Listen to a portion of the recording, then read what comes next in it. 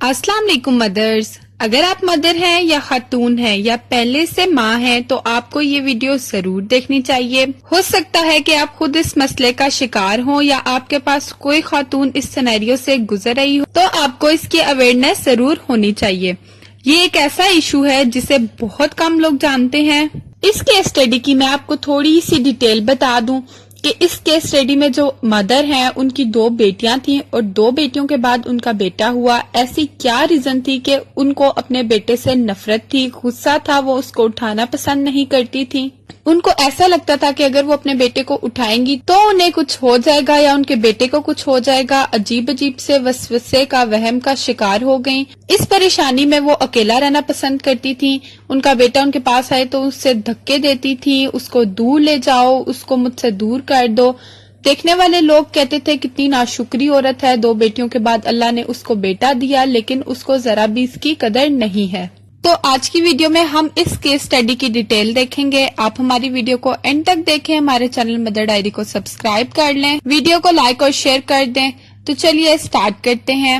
کسی بھی گھر میں بچے کی پیدائش نہ صرف بہت خوشگوار موقع ہوتا ہے بلکہ ہر فرد ہی نئے مہمان کے استقبال کے لیے خاصا پرجوش نظر آتا ہے. مگر کیا کبھی کسی نے نوٹ کیا کہ بعض اوقات بچے کی پیدائش کے موقع پر کسی ماں کا رویہ بے حد عجیب سا ہو جاتا ہے، مثلاً بہت اداس، چڑچڑا پن، پریشان ہو جانا.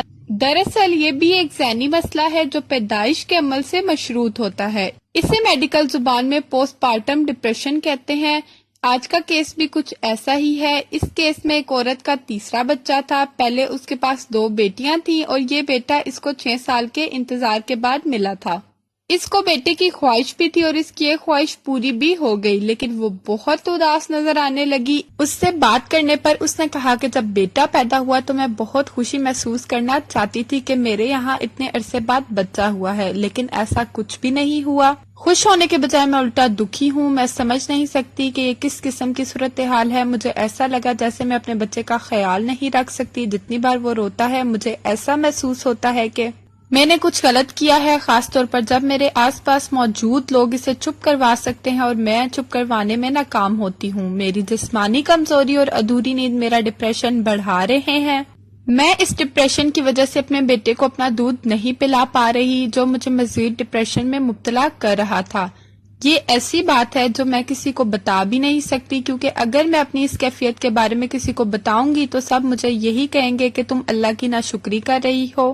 اس ڈر سے میں نے کسی سے بات ہی نہیں کی. اکثر میں اداس ہو جاتی ہوں، بعض دفعہ پریشان ہو رہی ہوتی ہوں، کبھی میں چڑچڑی اور کبھی تو بہت زیادہ غصہ بھی آ جاتا ہے. یہ اتنی عجیب کیفیت ہے کہ سمجھ نہیں آتا کہ میں کیا کروں. ماں بننے والی یہ خاتون ایسی واحد ماں نہیں جسے بچے کی پیدائش کے بعد ایسی صورتحال کا سامنا کرنا پڑا ہو. اکثر خواتین کے لیے حمل خوشی کی بات ہوتی ہے، لیکن کچھ مائیں ایسی بھی ہوتی ہیں جو بچے کی پیدائش کے بعد پریشانی، مایوسی، غصہ، خوف، یہاں تک کہ جرم کے احساس کا شکار ہو جاتی ہیں. یہ کوئی عام کیفیت نہیں بلکہ یہ ایک بیماری ہے جسے پوسٹ پارٹم ڈپریشن کہتے ہیں. یہ خاتون بھی اسی ڈپریشن کا شکار ہوئی. آگے کی ڈیٹیل سے پہلے یہ جاننا ضروری ہے کہ پوسٹ پارٹم ڈپریشن کیا ہے، اس کی کیا وجوہات ہیں، اس کی وجہ سے ماں پر کیا اثرات آتے ہیں اور اس کی ریکوری کے لیے کیا کرنا چاہیے، یعنی اس ڈپریشن سے نکلنے کے لیے کیا کرنا چاہیے. پوسٹ پارٹم ڈپریشن کیا ہے؟ یہ ایک ایسی بیماری ہے جس کا دورانیہ ہر خواتین میں مختلف ہوتا ہے. پوسٹ پارٹم ڈپریشن زچگی کے 2 ہفتے بعد یا فوراً شروع ہو جاتا ہے. اس ڈپریشن میں عورت بجائے اس کے کہ وہ اپنے ہونے والے بچے کی خوشی منائے یا اس وقت سے لطف اندوز ہو، وہ الٹا اداسی اور دکھ کی کیفیت میں چلی جاتی ہے. خواتین کو بچے کی پیدائش کے بعد چلے میں بالخصوص پہلے 6 ہفتے میں اس ڈپریشن کا سامنا ہوتا ہے. اگر کبھی یہ شدت اختیار کر لے تو یہ ڈپریشن لمبا بھی ہو جاتا ہے. پوسٹ پارٹم ڈپریشن میں مبتلا خواتین میں اکثر یہ دیکھا جاتا ہے کہ انہیں اپنے بچے سے کوئی انسیت محسوس نہیں ہوتی اور نہ ہی ان میں ذمہ داری کا احساس پیدا ہوتا ہے، جس وجہ سے وہ خود کو قصوروار سمجھتی ہیں. یہ صورتحال ایسی ہے جیسے کوئی احساس جرم انسان کو بے چین رکھتا ہے. پوسٹ پارٹم ڈپریشن کی علامات. اس کی علامات میں نیند اور بھوک کی ترتیبی، اداسی، جھنجھلاہٹ، مایوسی، بچے سے متعلق پریشان رہنا، اس کی مناسب دیکھ بھال کرنے سے خود کو قاصر محسوس کرنا، مزاج کا بار بار تبدیل ہونا، بار بار رونا، شدید افسردگی اور اداسی کی کیفیت، اپنی شناخت کھونے کا احساس وغیرہ شامل ہے. اس کے علاوہ احساس کمتری، थकावट महसूस करना, मरीजा को शदीद थकन और कमजोरी होती है, इन्हें लगता है कि इन्हें कोई जिस्मानी बीमारी हो गई है। पोस्टमार्टम डिप्रेशन के वजूहात और असरात। इसकी वजूहात में बच्चे की पैदाइश के बाद ख्वातीन के जिस्म में होने वाली तब्दीलियां तो शामिल है, लेकिन इसके साथ साथ कुछ समाजी वजूहात भी शामिल है, जैसा कि अगर बचपन में बच्चियों को अहमियत ना दी जाए या दौरान हमल शोहर और ससुराल वालों की तरफ से इनका ख्याल ना रखा जाए और शोहर से वाबस्ता तवक्कुआत पूरी ना हो, तो ऐसी औरत में पोस्टमार्टम डिप्रेशन का शिकार होने का खतरा ज्यादा होता है। इसके अलावा हामला होने से कब्ल या दौरान हमल डिप्रेशन की मौजूदगी, माँ का कम उम्र होना, घरेलू कशीदगी, तन्हाई या अकेला रहना, ये सब शामिल। इस डिप्रेशन से कैसे निकला जा सकता है? ज्यादातर ख्वातीन पोस्टमार्टम डिप्रेशन में डॉक्टर से तबी इमदाद लेने या अपनी इस कैफियत के बारे में किसी से बात करने में गुरेज करती हैं। अगर कोई औरत बच्चे की पैदाइश के बाद ऐसा कुछ भी महसूस करती है तो फौरन अपने डॉक्टर के पास जाए और इसका बाकायदा इलाज करवाए। अगर इस डिप्रेशन का वक्त पर इलाज किया जाए तो सिर्फ माहिर नफ्सियात से बात करने से या मशवरा करने से ही मसाइल हल हो जाएंगे। कुछ ऐसे मसले भी होते हैं जिनमें कुछ अरसे की दवाई देनी पड़। इस बीमारी का इलाज वक्त पर होना बेहद जरूरी है, लेकिन बदकिस्मती से इसके हवाले से हमारे मुआशरे में बिल्कुल आगाही नहीं है और डॉक्टर भी अमूमन मरीजा को नहीं बताते कि बच्चे की पैदाइश के बाद ऐसा कुछ भी हो सकता है। मरीज को तसल्ली, हमदर्दी और मोहब्बत की जरूरत होती है। अगर अलामात 2 हफ्तों से ज्यादा तक रहें और शदीद हों तो नफ्सियाती मुआलिज से रुजू करना चाहिए। डॉक्टर पोस्टमार्टम डिप्रेशन के इलाज के लिए अमूमन एंटी डिप्रेशन अद्वियात तजवीज करते हैं, मगर इसके साथ माँ बाप बनने वाले जोड़े की सपोर्ट भी बहुत जरूरी है, क्योंकि अगर अहले खाना का रवैया इनके साथ दुरुस्त ना हो तो महंगी से महंगी दवाइयाँ भी फायदेमंद साबित नहीं होती। याद रखिए, बच्चे सिर्फ वालिदैन ही की नहीं बल्कि खानदान और मुआशरे की भी जिम्मेदारी है।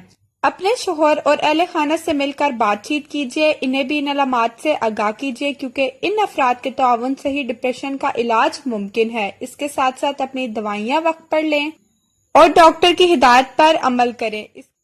इसके अलावा अपने शोहर को अहमियत देना शुरू करें, इसको अपना दोस्त बनाएं, अपना ख्याल रखना शुरू करें, नींद का ख्याल रखें और पूरी करें। इन अपनी बातों का कोई एक शरीक जरूर बनाएं, अपने रिश्तों को अहमियत दें, बच्चे के आने के बाद भी खुद को वक्त जरूर दें और तैयार हों। घर वालों के लिए जरूरी ये है कि माँ का इस वक्त में भरपूर साथ दें और इसको इस डिप्रेशन से निकालें। इसको खुश रखें, तफरी और आरामदेह सरगर्मियों के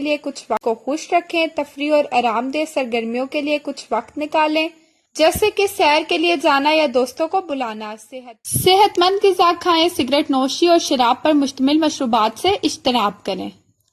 तो ये थी हमारी आज की वीडियो। उम्मीद करती हूँ आपको पसंद आई होगी। कमेंट बॉक्स में जरूर बताएं कि आपको हमारी वीडियो कैसी लगी। हमारे चैनल मदर डायरी को सब्सक्राइब कर लें, वीडियो को लाइक और शेयर कर दें, बेल आइकन भी प्रेस कर दें ताकि आपको हमारी हर वीडियो को नोटिफिकेशन मिलता रहे। अपना बहुत बहुत ख्याल रखें, हमें अपनी दुआओं में याद रखें। अल्लाह हाफिज।